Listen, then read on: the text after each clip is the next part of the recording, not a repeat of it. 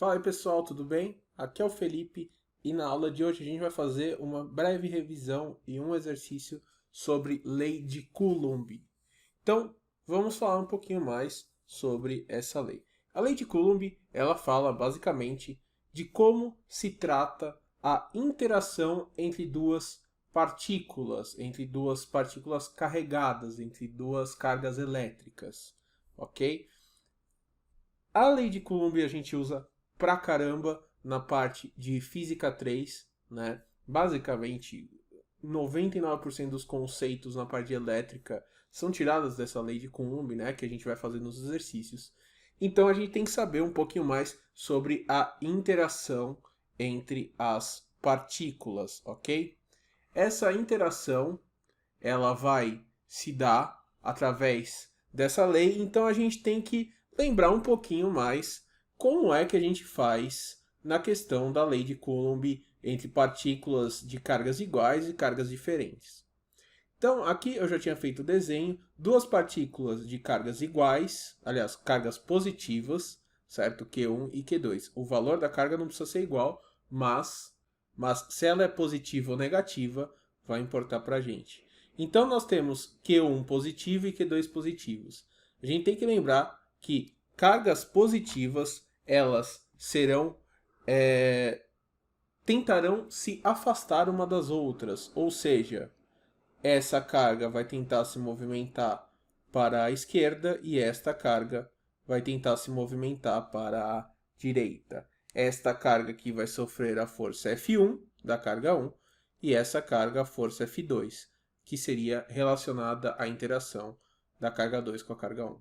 Contudo, quando a gente tiver cargas iguais, de sinais diferentes, desculpa, quando a gente tiver cargas de sinais diferentes, positivo e negativo, elas vão se atrair, ou seja, Q1 vai para a direita e Q2 vai para a esquerda, ok? Vão tentar se aproximar. Elas vão estar distantes por uma distância r, que é um valor qualquer. E com isso, a lei de Coulomb, ela vai falar basicamente que a força de interação entre essas duas cargas vai ser 1 sobre 4π epsilon zero da relação que a gente tem entre Q1 e Q2, ou seja, da multiplicação entre essas duas cargas, dividido por essa distância r ao quadrado no vetor r, ok? Esse r com o chapéuzinho em cima é um vetor, beleza? Para a gente tornar aqui se ela vai ser positiva ou negativa para a direita ou para a esquerda, para cima ou para baixo, enfim, para a gente saber qual que é o vetor. Esse R chapeuzinho, ele vai dar a direção e o sentido, tá? Dessa carga, beleza? Aqui uma questão importante é que Q1 sobre Q2 vai estar em módulo, certo? Porque quem dá a direção e o sentido é o R. Uma questão bastante interessante sobre essa fórmula é que 1 sobre 4π epsilon zero, a gente tem que epsilon zero ele é a constante elétrica, que ela é praticamente 8,854 vezes 10 a menos 12 Coulomb ao quadrado sobre Newton metro quadrado. Porém, a gente geralmente substitui esse cara todo aqui por uma constante que a gente chama de K, que é a constante de Coulomb, no qual ela é aproximadamente 9 vezes 10 a nona, ok? Então, 1 sobre 4π epsilon zero, ele é aproximadamente 9 vezes 10 a nona Newton metro quadrado por Coulomb ao quadrado, certo? Então é bem interessante a gente lembrar, né, que a gente vai ter que usar essa constante nos exercícios. Ou seja, disso daqui a gente tem que então a força F, ela é igual, se a gente usar ela como vetor, aqui a gente tem K módulo de Q1 módulo de Q2 sobre R ao quadrado e o vetor R. Se a gente não quiser o vetor R, então a gente teria, aliás, se a gente não quiser ela na forma vetorial, né? Então não vou pôr o vetor aqui, é só K módulo de Q1, Q2 dividido por R, vou pôr um pouquinho mais para cima aqui, R ao quadrado. Outra forma da gente identificar a lei de Coulomb é na forma completamente vetorial dela, ou seja, em coordenadas cartesianas x, y e z, ok? Eu vou escrever, apesar de a gente quase nunca utilizar essa daqui, mas eu vou escrever para vocês verem. K vezes módulo de Q1 por Q2 dividido por x ao quadrado mais y ao quadrado mais z ao quadrado elevado a 3 meios. Isso tudo vezes x i mais yj mais z, que faltou um espacinho, k. Ou seja, dá para a gente perceber que na forma vetorial, onde a gente tem coordenadas cartesianas, esse estilo de abordagem ele é muito mais difícil, apesar que ele é possível também, tá? Mas no geral a gente vai usar essa formulação aqui embaixo, sem nem usar o vetor. Por quê? Porque se a gente observar aqui, o módulo de F1 ele é igual ao módulo de F2, porque a força ela é a interação entre as duas cargas, certo? Então precisaria ter as duas cargas para ter essa interação. Mesma coisa se a gente observasse esse F1 e esse F2 aqui. O módulo deles é igual dessas cargas, da força, certo? Só que uma está indo para a direita, a outra está indo para a esquerda, tá? Bacana? Então, essa foi uma breve revisão que a gente fez aqui sobre lei de Coulomb e agora a gente vai aplicar ela num exercício, certo? Então, vamos para o exercício.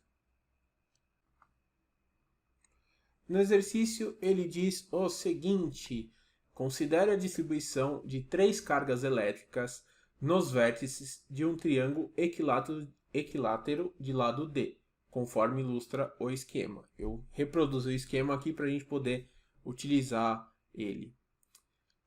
Dados QB, QC, Q e D, né, Q minúsculo e D, determine a força elétrica resultante na carga elétrica Q. Então, a gente tem que identificar agora, primeiro, as informações que foram dadas para nós.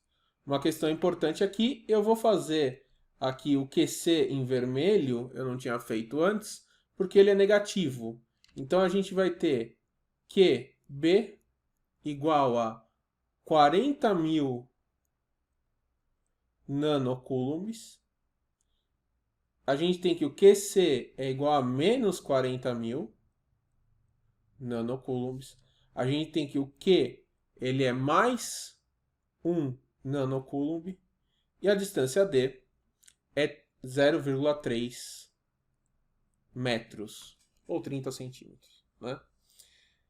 Então, quer dizer, esse triângulo é um triângulo equilátero. Todos os lados têm tamanho D. Então, aqui tem D e aqui tem D. Vou fazer esse D um pouquinho melhor. Aqui também tem D.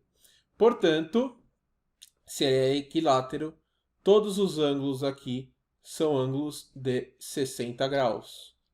Para quando a gente fizer a soma, eles derem 180 graus. Então, a interação entre duas cargas positivas QB e Q, em azul, vai provocar uma força na qual ela vai ser para fora. Contudo, a interação entre uma carga Q positiva e uma carga QC negativa, vai dar uma força de atração, certo? Portanto, do cruzamento entre essas duas forças, nós teremos que a de cima eu vou chamar de F1, a de baixo de F2, e ele quer saber a resultante. Obviamente, a resultante dessa força vai ser para K. Ok? Aqui. Isso porque, se a gente fizer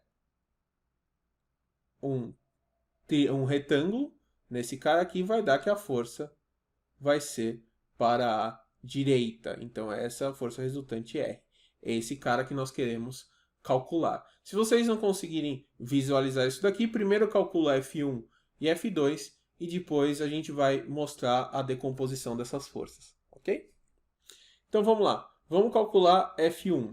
Então, teremos que F1 ele é igual a K vezes QB vezes Q, isso em módulo, dividido por D ao quadrado, que é a distância que nós temos dele. Então, isso vai ser 9 vezes 10 a nona, vezes o módulo de 40.000, vezes 10 a menos 9 que é o nano. 1 nano é 1 vezes 10 a menos 9, vezes 1 nanocoulomb, que é 10 a menos 9. Os dois estão positivos, mas de qualquer jeito estaria no módulo. Dividido por 0,3 ao quadrado. Esse cara aqui. Então, para a gente simplificar, eu vou fazer essa simplificação, tá? Mas vocês podem colocar na calculadora. Este cara cancelaria com esse, por exemplo, né? Este 9 aqui que sobrou seria cancelado com esse cara que está embaixo. Eu vou continuar a conta aqui. Ficaria 9, né? Que a gente já cancelou 10 a nona. 40.000 vezes 10 a menos 9. 40.000, o 10.000, né, seria 4 vezes 10.000. 10.000 é 10 a quarta, vezes 10 a menos 9, dividido por 0,3 ao quadrado, seria a mesma coisa que 3 vezes 10 a menos 1 ao quadrado, que daria 9 vezes 10 a menos 2. Este 9, então, cancela com esse. Esse 4 cancela com esse, que daria menos 5. Com o menos 2 dividido, seria mais 2. Então, essa conta ficaria 4 vezes 10 a menos 3 newtons. Ok? Newtons. Beleza? Se vocês observarem o F2, o F2 vai ser K vezes QC vezes Q, dividido, isso em módulo, né? Dividido por D ao quadrado. Contudo, a gente sabe que o QC é simplesmente um valor negativo, certo? Do que tem o QB.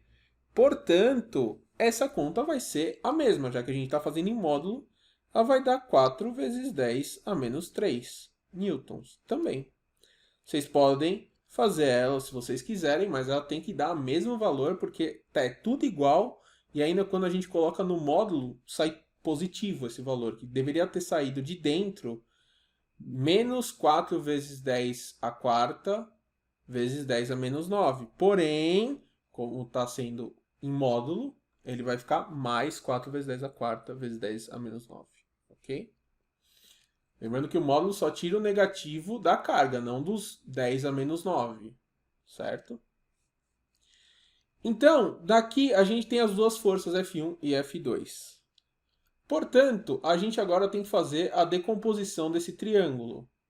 Nesse caso aqui, a gente vai ter 60 graus aqui. Vou tirar esse R daqui, eu vou pôr o R aqui fora. A gente teria 60 graus aqui. E a gente teria também 60 graus aqui.